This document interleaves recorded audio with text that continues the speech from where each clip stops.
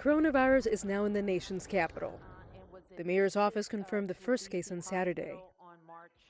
Meanwhile, a different person who attended a political conference last month in the Washington, D.C. region has also reportedly tested positive for COVID-19.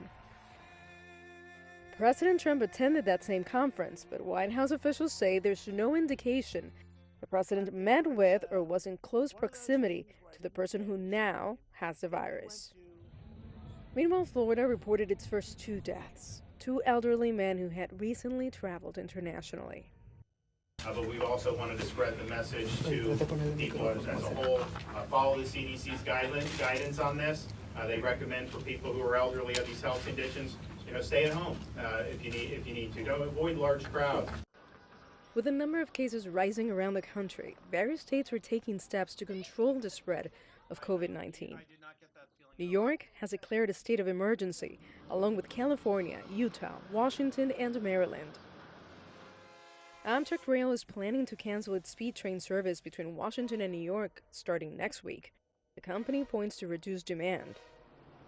Off the coast of California, 3,500 passengers and crew are still stranded aboard the Grand Princess cruise ship.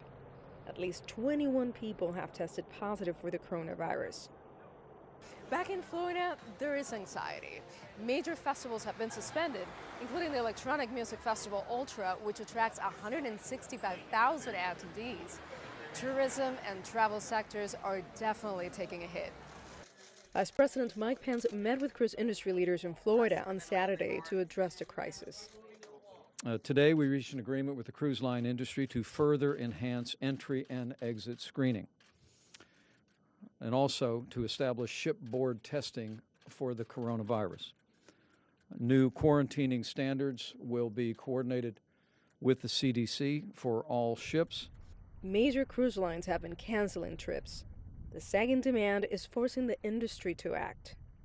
I want to state in very simple terms the determination of the industry to follow through on the sentiments expressed in the meeting, to develop a significantly enhanced plan, as the Vice President mentioned, over the next few days. With tens of thousands of passengers potentially impacted by a virus that's spreading, it'll take time for the industry to find smooth sailing. Nitza Soledad Perez, CGTN, for Lauderdale, Florida.